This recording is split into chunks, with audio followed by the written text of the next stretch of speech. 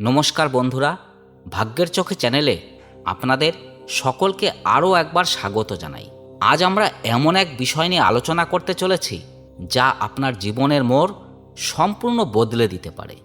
আপনারা কি জানেন, আমাদের জীবনে আসা প্রতিটি বাধা, প্রতিটি আর্থিক অনটন বা পারিবারিক অশান্তির নেপথ্যে অনেক সময় গ্রহরাজ শনিদেবের কুপ্রভাব থাকে। কিন্তু ভয় পাবেন না, কারণ শাস্ত্রে এমন কিছু অলৌকিক উপায়ের কথা বলা হয়েছে যা সঠিকভাবে পালন করলে ক্রুদ্ধ শনিদেবও পরম দয়ালু হয়ে ওঠেন। আজকের এই ভিডিওতে আমি আপনাদের শনিবার সূর্যাস্তের পর পালনীয় এমন 5টি গোপন ও শক্তিশালী কাজের কথা জানাবো যা আপনার ভাগ্যকে অন্ধকার থেকে আলোর পথে নিয়ে আসবে। ভিডিওর প্রতিটি অংশ অত্যন্ত গুরুত্বপূর্ণ। বিশেষ করে 5 নম্বর কাজটি এমন এক অলৌকিক উপায় যা আগে কখনো শোনেননি। তাই নিজের এবং নিজের পরিবারের মঙ্গলের জন্য ভিডিওটি একদম শেষ পর্যন্ত অত্যন্ত মনোযোগ দিয়ে দেখুন, কারণ একটি ছোট্ট ভুল পদক্ষেপ বা অধরা তথ্য আপনার সারা সপ্তাহের প্রচেষ্টাকে ব্যর্থ করে দিতে পারে। চলুন তবে দেরি না করে শুরু করা যাক আজকের মূল আলোচনা।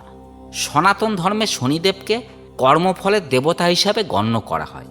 তিনি যেমন কঠোর শাস্তিদাতা, তেমনি আবার সন্তুষ্ট হলে ভক্তের জীবনকে সুখ ও ঐশ্বর্যে ভরিয়ে দিতে পারেন।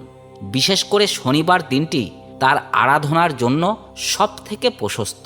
তবে মনে রাখবেন, শনিদেবের শক্তির আসল বিকাশ ঘটে সূর্যাস্তের পর। দিনের বেলা আমরা অনেক পুজোই করি, কিন্তু গোধূলি বেলা পার হয়ে যখন অন্ধকার ঘনিয়ে আসে, তখন ব্রহ্মাণ্ডে এক বিশেষ শক্তির সঞ্চার হয়।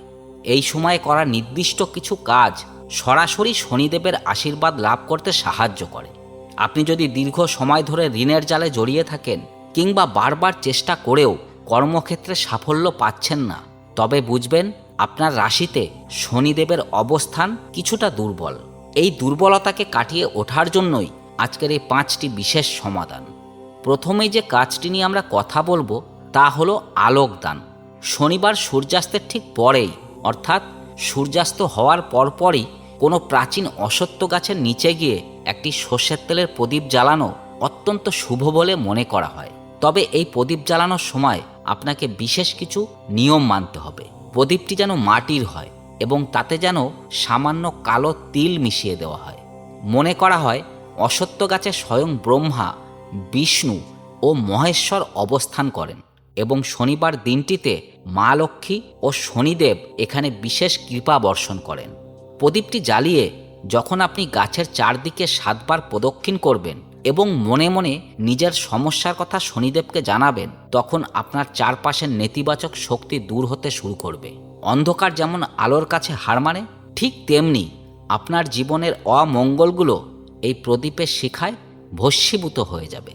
এই কাজটি করার সময় খেয়াল রাখবেন যেন কেউ আপনাকে পিছন থেকে না ডাকে এবং প্রদীপ জ্বালানোর পর সরাসরি বাড়িতে ফিরে আসবেন। মাঝপথে অন্য কোথাও দাঁড়াবেন না। দ্বিতীয় কাজটি হলো দান বা সেবামূলক কাজ। শনিদেব দরিদ্র ও আর্ত মানুষের সেবা করলে সবথেকে বেশি খুশি হন। শনিবার সূর্যাস্তের পর যদি আপনি কোনো অভাবী মানুষকে কালো রঙের কোনো বস্তু দান করতে পারেন, তবে তা শনিদেবের অশুভ দশা কাটাতে অসামান্য কাজ করে। হতে পারে সেটি কালো কম্বল, কালো তিল কিংবা কালো ডাল। তবে যদি সামর্থ্য থাকে, তবে কালো রঙের জুতো দান করা অত্যন্ত ফলদায়ক। আমাদের শরীরের নিম্নাংশ বা পা শনিদেবের প্রতীক হিসেবে ধরা হয়, তাই চটি বা জুতো দান করলে শনিদেবের কুপ্রভাব থেকে দ্রুত মুক্তি পাওয়া যায়। যদি কোনো মানুষের সেবা করা সম্ভব না হয়, তবে রাস্তার অসহায় কালো কুকুরকে সর্ষের তেল মাখানো রুটি খাওয়ান। মনে রাখবেন, কাল ভৈরব ও শনিদেবের প্রিয় বাহন হিসেবে কুকুরের সেবা করলে রাহু, কেতু ও শনি এই 3 গ্রহের দোষই খণ্ডন হয়। আপনার দেওয়া ওই এক টুকরো রুটি হয়তো আপনার জীবনের বড় কোনো বিপদকে থামিয়ে দিতে পারে। অত্যন্ত গুরুত্বপূর্ণ তৃতীয় বিষয়টি হলো মন্ত্রজপ এবং গৃহশুদ্ধি। শনিবার রাত 8টার পর বাড়ির উত্তর পূর্ব কোণে বসে যদি আপনি শনি চালিসা পাঠ করেন বা অন্তত 108 বার শনিদেবের মূল মন্ত্র জপ করেন, তবে আপনার বাড়িতে কোনো নেতিবাচক শক্তি প্রবেশ করতে পারবে না। মন্ত্র পাঠ করার সময় অবশ্যই নিজের সামনে একটি নীল রঙের ফুল বা অপরাজিতা ফুল রাখবেন। নীল রং শনিদেবের অত্যন্ত প্রিয়। এছাড়া বাড়িতে ধুনোর ধোয়া দেওয়া খুব জরুরি।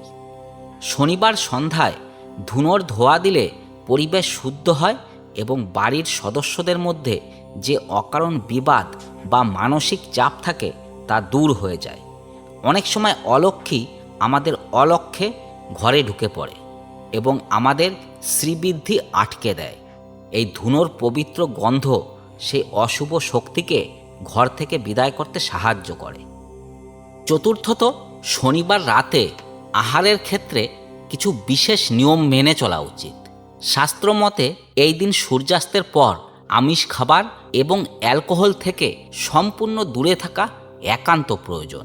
যারা শনিদেবের কৃপা পেতে চান তারা যদি এই রাতে নিরামিষ আহার গ্রহণ করেন এবং খাবারে লবণের ব্যবহার কমিয়ে দেন তবে তা স্বাস্থ্যের পাশাপাশি গ্রহদোষ খণ্ডনেও সাহায্য করে। বিশেষ করে বিউলির ডাল বা বিউলির ডালের খিচুড়ি শনিবার রাতে খাওয়া অত্যন্ত শুভ। শনিদেবকে তুষ্ট করতে এই খাবারটিকে প্রসাদ হিসেবে মনে করা হয়। রাতে শোবার আগে নিজের হাত পা ভালোভাবে ধুয়ে পরিষ্কার হয়ে বিছানায় যাওয়া উচিত এবং মনের মধ্যে কোনো কুটিল চিন্তা বা অন্যের অনিষ্ট করার ইচ্ছা রাখা চলবে না।